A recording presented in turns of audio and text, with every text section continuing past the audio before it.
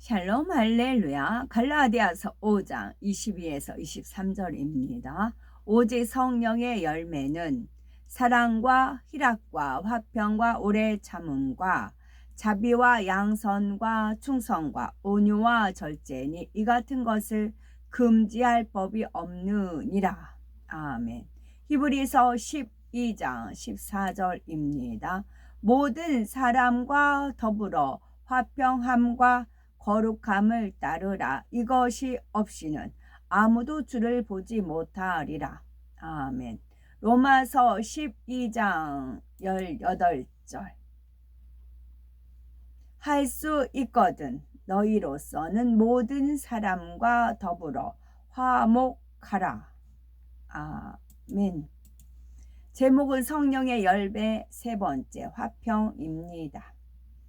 하나님을 믿는다 하면서도 자아가 자신이 살아있으면 화평을 이룰 수 없습니다. 자기 생각이 더 옳다고 판단되면 상대의 의견을 무시하고 무례하게 행동하지요. 다수가 찬성하여 결정한 일도 자기 유익과 맞지 않으면 원망 불평합니다. 상대의 단점을 보면 깎아내리기도 하고 안 좋은 말을 전달하여 이간질하지요. 이처럼 화평을 깨는 사람이 있는 곳에는 문제가 생기고 시험, 환란이 찾아옵니다. 로마서 12장 18절에는 할 수 있거든 너희로서는 모든 사람으로 더불어 평화하라 했고, 히브리서 12장 14절에는 모든 사람으로 더불어 화평함과 거룩함을 쫓으라. 이것이 없이는 아무도 주를 보지 못하리라 말씀했습니다. 화평이란 비록 내가 옳다 하더라도 상대에게 맞춰줄 수 있고 내 믿음이 크다 하더라도 믿음이 작은 사람의 마음에 여유를 줄 수 있는 마음입니다. 그 진리 안에서 이것도 저것도 가한 융통성 있는 마음이며 모든 사람의 유익을 쫓을 수 있고 편벽대에 치우치지 않는 마음입니다. 또한 자신을 드러내거나 상대의 단점을 보지 않으므로 어느 누구와도 걸리지 않는 마음이지요. 하나님의 자녀들이라면 부부 간에, 형제 간에, 부모 자녀 간에, 이웃 간에는 물론이요 모든 사람과도 화평해야 합니다. 나를 사랑하는 사람뿐만 아니라 나를 미워하고 괴롭히는 사람과도 마찬가지죠. 화평이 깨지는 곳에는 하나님께서 역사하실 수 없고 원수마귀 사단에게 송사거리를 내줄 뿐입니다. 그래서 하나님 나라를 위해서 충성하여 열매를 냈다 해도 화평이 깨지면 칭찬받을 수 없습니다. 화평의 열매를 맺으려면 어떻게 해야 될까요? 첫째는 하나님과 화평을 이루어야 되고, 두 번째는 자신과 화평을 이루어야 되겠고, 세 번째는 모든 사람과 화평을 이루어야 합니다. 화평의 열매를 맺으려면 하나님과 화평을 이루어야 하지요. 하나님과 화평하려면 무엇보다 죄에 담이 없어야 합니다. 첫사람 아담은 하나님의 말씀을 어기고 선악과를 먹은 뒤 하나님을 피하여 숨게 되었습니다. 전에는 너무나 친밀했던 하나님이 두렵고 멀게만 느껴졌지요. 죄로 인해서 하나님과 화평이 깨져 버렸기 때문입니다. 우리도 진리 안에서 행할 때는 하나님과 화평하고 무엇이든지 담대히 구할 수 있습니다. 물론 온전한 화평을 이루려면 마음의 죄악을 다 벗고 성결되어야 하지요. 하지만 온전치 못해도 각자 믿음의 분량 안에서 열심히 진리를 행할 때 하나님께서는 화평을 이루었다라고 봐주십니다. 그런데 진리 안에서 화평해야지요. 부모와 자녀 간에, 부부 사이에, 친구 사이에, 직장 동료 간의 화평을 이룬다면 정작 하나님과 화평을 깨트려서는 안 됩니다. 만일 믿음이 없는 가족과 화평하기 위해서 우상 앞에 절한다면 잠시 화평을 이룬 듯 하지만 하나님 앞에 큰 죄의 담을 만드는 것입니다. 가족이나 친구, 결혼식 때문에 주의를 어기는 것도 마찬가지죠. 사람과 화평하기 위해 하나님과 화평을 깨는 일은 결코 없어야겠습니다. 두 번째는 자신과 화평을 이루어야 합니다. 자신과 화평을 이루려면 악은 모양이라도 버리고 성결되어야죠. 마음에 비진리가 있으면 좋지 않은 환경과 맞닥뜨렸을 때 악이 발동하여 마음의 화평이 깨져 버립니다. 자신이 원하는 대로 일이 잘 풀릴 때는 화평한 것 같아도 어떤 환경과 조건이 악과 결부되면 이내 화평이 깨지지요.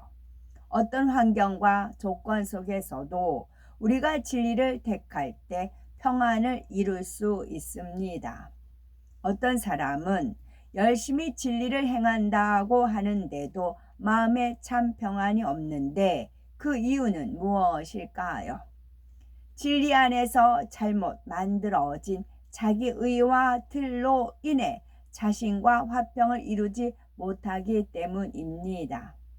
자기의란 자기 보기에 옳은 것을 주장하는 것이고 자기 틀이란 자기가 옳다고 여기는 것이 단단히 굳어진 것입니다.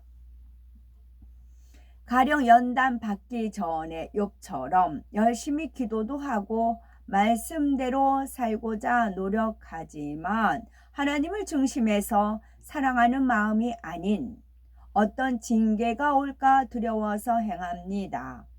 그래서 믿음의 성장이 정체하기도 하고 얼굴에 기쁨이 사라지지요.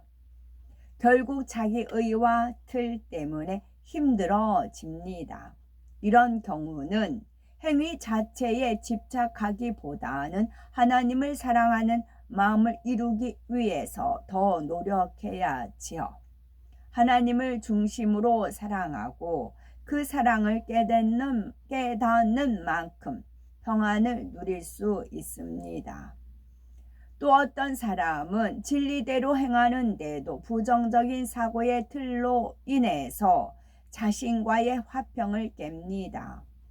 진리대로 행하는데 만족할 만한 결과가 없으며 나는 왜 이 모양일까 낙심하고 자책하지요.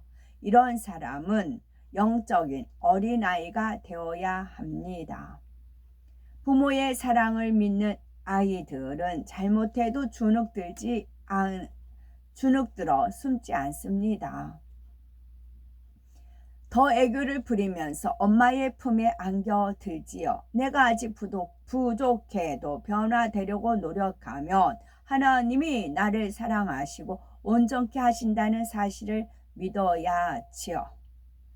연단받아 철저히 낮아질 때도 더 높여주실 하나님을 신뢰하는 것입니다. 당장 사람에게 인정받고자 초조해 할 필요가 없지요. 하나님 앞에 진실한 마음과 행함을 계속 쌓아가면 자신과 화평이 이루어지므로 영적인 담대함이 옵니다. 세 번째는 모든 사람과 화평을 이루어야 합니다. 모든 사람과 화평하려면 무엇보다 자기를 희생할 수 있어야지요. 상대를 위해서 자신을 희생하되 생명까지 줄 수 있어야 합니다. 나는 날마다 중노했던 사도 바울처럼 내 거, 내 입장, 내 스타일 등을 고집하는 자아가 없어야 모든 사람과 화평할 수 있지요. 화평을 이루면 무례히 행치 않고 자신을 드러내 자랑하지 않습니다. 중심에서 나를 낮추고 상대를 높이며 한쪽으로 편벽되지 않습니다. 다음으로 자기 의와 틀을 주장하지 말아야 하지요. 사람마다 타고난 성품과 자라온 환경이 다릅니다. 교육받은 내용도 믿음의 분량도 다르지요. 그래서 사람마다 옳고 그름의 기준이 다르고 좋고 나쁨의 기준도 다릅니다. A는 옳다고 해도 B는 옳지 않다고 생각할 수도 있지요. 서로 자기 입장만 주장해서는 화평을 이룰 수가 없습니다. 내 입장, 내 기준에 맞추지 말고 상대의 입장에서 생각하며 섬길 때라야 화평이 이루어지는 것입니다. 하나님과 화평하고 자신과도 화평한 사람이라면 사람들과도 화평을 깨트리지 않습니다. 자기 욕심과 교만, 자존심을 버렸을 것이고 자기 의와 틀도 깨트렸을 것이니 누구와 걸릴 일도 다툴 일도 없습니다. 만약 상대가 악하여 화평을 깨려고 해도 섬기고 희생함으로 화평을 이룰 것입니다. 그런데 화평을 이루는 과정에서 깨우쳐 봐야 할 점이 있습니다. 내 편에서는 감정도 없고 화평한데 상대가 나와 화평을 깬다 할 때 정말 상대 탓인지 탓인가 하는 점입니다. 내 편에서는 감정도 없고 화평한데 상대가 나와 화평을 깬다 라고 할 때 정말 상대 탓인가 하는 점입니다. 고의는 아닌데 내가 화평을 깨는 원인 제공을 해놓고도 깨닫지 못하는 경우도 있습니다. 부지 중에 상대를 배려하지 못하고 지혜롭지 못한 말이나 행동으로 상대의 감정을 상하게 만든 것이지요. 이럴 때 자기 입장에서만 생각하고 나는 상대에게 감정이 없다라고 고집한다면 결국 화평이 이루어질 수가 없습니다. 자신을 발견하여 변화될 수도 없습니다. 상대의 입장에서 봐도 내가 화평을 쫓는 사람으로 보이는지 분별할 수 있어야 진정으로 화평을 이루었다 할 수 있습니다. 하나님과 화평하고 자기 자신과 화평하며 모든 사람과 화평한 사람은 어둠을 물리치는 권세가 따릅니다. 그래서 주변에도 화평을 이루어 줄 수 있지요. 마태복음 5장 9절에 화평케 하는 자는 복이 있나니 저희가 하나님의 아들이라 일컬음을 받을 것이라는 말씀대로 하나님의 자녀된 권세, 빛의 권세가 따릅니다.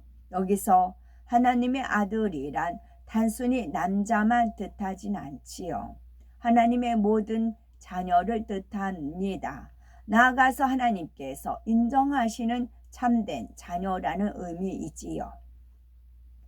우리가 하나님 앞에 화목제물이 되신 예수님을 본받아 자신을 희생하고 화평함을 쫓을 때 하나님의 아들이라 일컬음을 받고 영적인 권세와 능력이 임하는 것을 볼 수 있습니다. 그러므로 모든 사람과 화평함과 거룩함을 쫓음으로 하나님의 참 자녀로 나와서 새 예루살렘의 영화로움을 마음껏 누리는 복되고 아름답고 보배로운 우리 모두가 됐으면 좋겠습니다. 선악과와 생명과일 살펴봅니다. 에덴 동산 중앙에는